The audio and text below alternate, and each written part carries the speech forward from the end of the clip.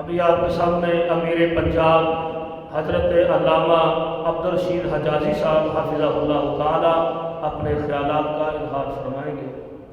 امیر پنجاب الکتب اہل حدیث حضرت علامہ عبدالرشید حجازی۔ السلام علیکم ورحمۃ اللہ وبرکاتہ۔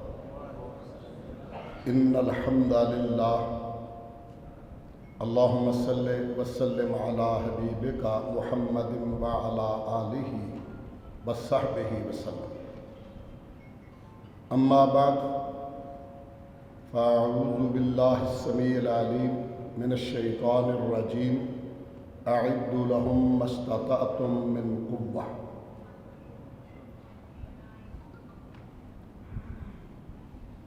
قابل سب احترام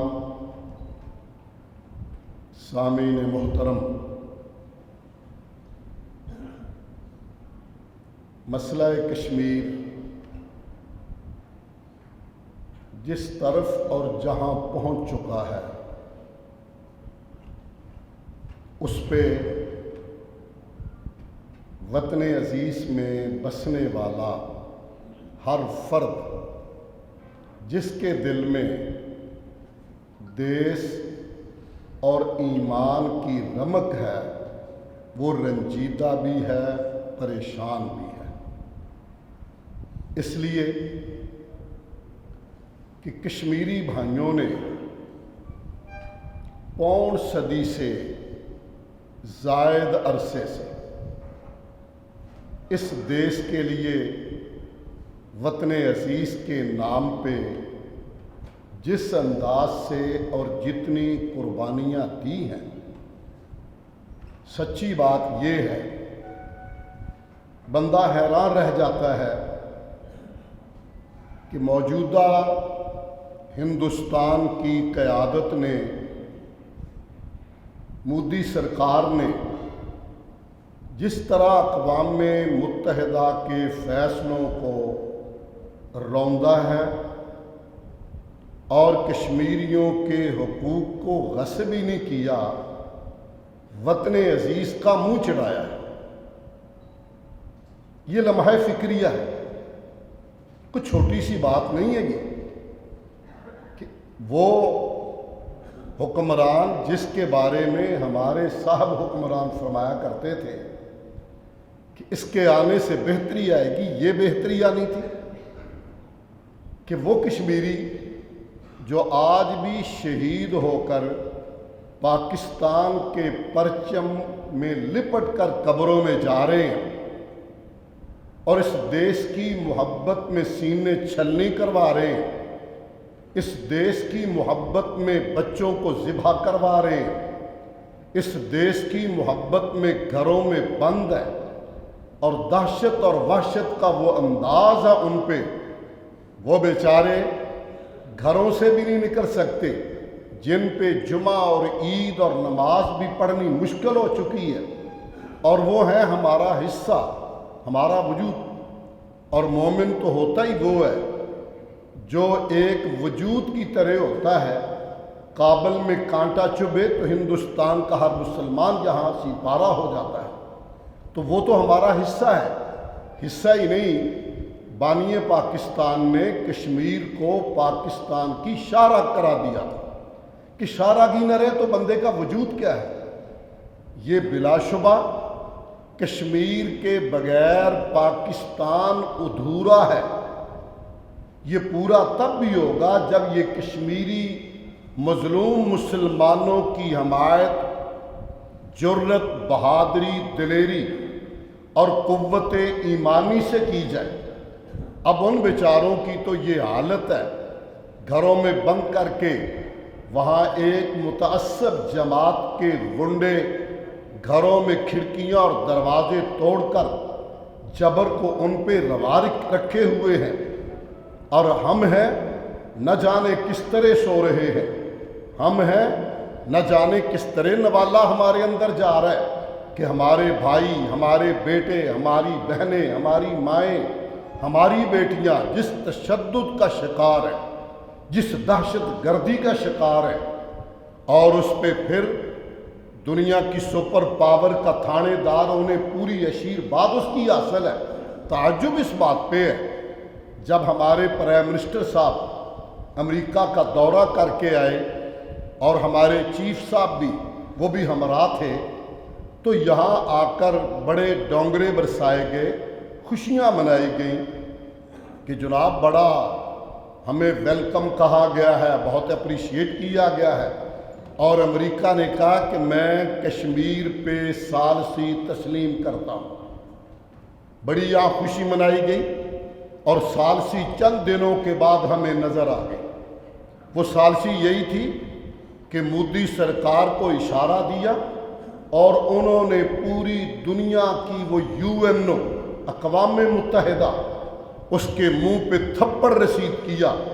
کہ پون صدی کے بعد تمہارے فیصلوں کو جوتے کے نیچے روند رہا ہوں۔ یہ ایسے کوئی نہیں کرتا جب تک کوئی اس کے پیچھے بات نہ ہو، کوئی اشارہ نہ ہو۔ اور ہم اس پہ خوشیاں منا رہے تھے، اور ہمارے بھائی وہ مقتل کی طرف دھکیلے جا رہے تھے، ان کا خون بہہ رہا تھا۔ ہماری بچیاں کالجوں اور سکولوں سے آتی ہوئی جس وحشت اور بربریت کا مظاہرہ ہو رہا تھا ان پہ، میں پھر بھی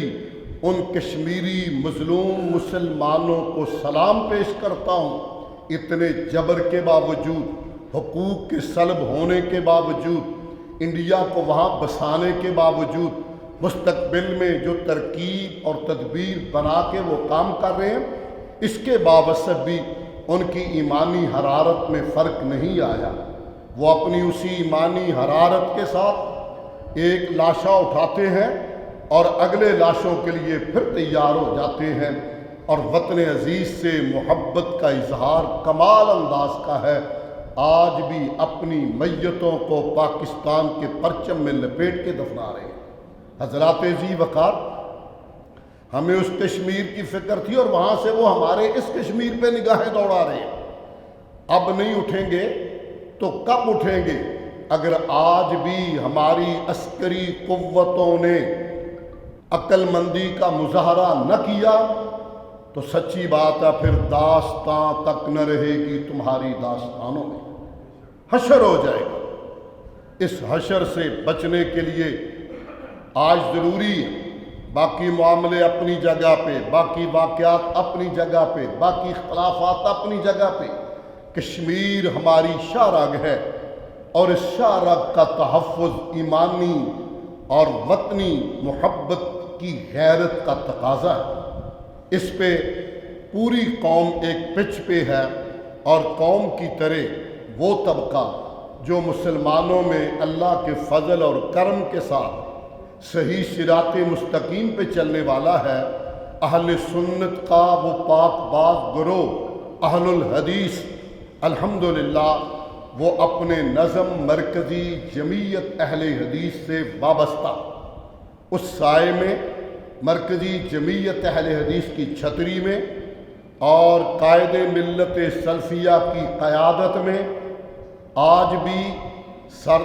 تیار ہے، اپنی قیادت کے حکم اور اشارے پہ بھی تیار ہے، اور عسکری قوتوں کو، مقتدر قوتوں کو ضرور ہم یہ پیغام دینا چاہتے ہیں کہ سنبھلیے، دیکھیے LOC کی روز مخالفت ہوتی ہے، ہم لاشوں پہ لاشیں اٹھائے جا رہے ہیں، کتنے افسران اور نوجوان شہید کر کے پیغام ہمیں دیا جا رہا ہے، اور ہم ہیں کہ ابھی بھی ہمیں جاگ نہیں آ رہی، اب بھی ہم جاگے نہیں ہیں۔ حضرات، اب ہمیں فیصلہ کن مرحلہ میں داخل ہو چکے ہیں۔ قومیں ایک فیصلے پہ بچ جاتی ہیں یا ایک فیصلے پہ تباہ ہو جاتی ہیں۔ آج ہم اس موڑ پہ ہیں، اس مرحلے پہ ہیں، اس ٹکانے اور اس پوائنٹ پہ پہنچ چکے ہیں کہ آج ہمیں کچھ کر دینے کا فیصلہ کر دینا چاہیے، اور یہ بڑوں کا کام ہے۔ جہاں تک تعلق UNO کی قراردادوں کا ہے، وہ تو جیسے پڑی تھی ویسے پڑی،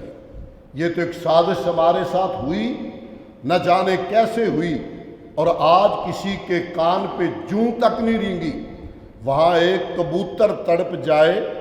اس کے لیے ایمبولینس آتی ہے، اور یہ انسانیت اور جانوں کے ہمدرد اس کے علاج کے لیے تو بھاگتے ہیں، اور مظلوم کشمیری بچے بچیاں بھائی بزرگ بوڑھے ان کے لاشیں اور ان کا بہتا ہوا خون ان درندوں کو نہ جانے کیوں نظر نہیں آتا؟ کہاں سوئے ہوئے انہیں ان کا بہتا ہوا خون نظر نہیں آتا؟ بلی زخمی ہو جائے تو علاج کے لیے دوڑتے ہیں، مگر آدم کی اولاد وہ کشمیری ہونے کا جرم اور دوسرا کلمہ پڑھنے کا جرم ہے۔ لوگوں نے رپٹ لکھوائی جا جا کے تھانے میں کہ اکبر خدا کا نام لیتا ہے۔ اس زمانے میں جرم صرف یہ ہے، جرم صرف یہ ہے کہ یہ لا الہ الا اللہ محمد الرسول اللہ پڑھتے ہیں، اس کے علاوہ اور کوئی جرم نہیں ہے۔ اور اس سے بڑی دہشت گردی اور کیا ہو سکتی ہے؟ ہمارے ہاں تو پتا ہل جائے تو ہمیں گرے لسٹ میں ڈالنے کے لیے قومیں تیار ہوتی ہیں، اور وہاں خود یہ دہشت گردی جتنی کریں، جیسے ابھی انہی دنوں میں ساتھ ہی آئی ہے بات، میں یہ بھی کہہ دیتا ہوں کہ فرانس کے صدر نے جو دہشت گردی کی ہے، میں علا وجہ بصیرت کہہ سکتا ہوں یہ سب سے بڑی دہشت گردی ہے، جس نے پوری دنیا کے امن کو تباہ کرنے کی برملا اعلان کر کے حیرت میں ڈال دیا ہے۔ اور قوموں کے چیمپئن ہیومن رائٹس کے پتہ نہیں پہرے دار ٹھیکیدار کہاں سوئے ہوئے؟ آج ان کو ہوش کیوں نہیں آ رہا؟ وہ کیوں نہیں جاگ رہے؟ انہیں یہ کیوں نظر نہیں آ رہا کہ ایک آدمی اس طرح 1.5 ارب سے زائد مسلمانوں کے سینوں پہ چرکا لگائے؟ اور وہ دہشت گردی اسی کا نام ہوتا ہے۔ اور یہ سوچ انہیں بھلا دینی چاہیے، جس طرح ہم کسی لمحے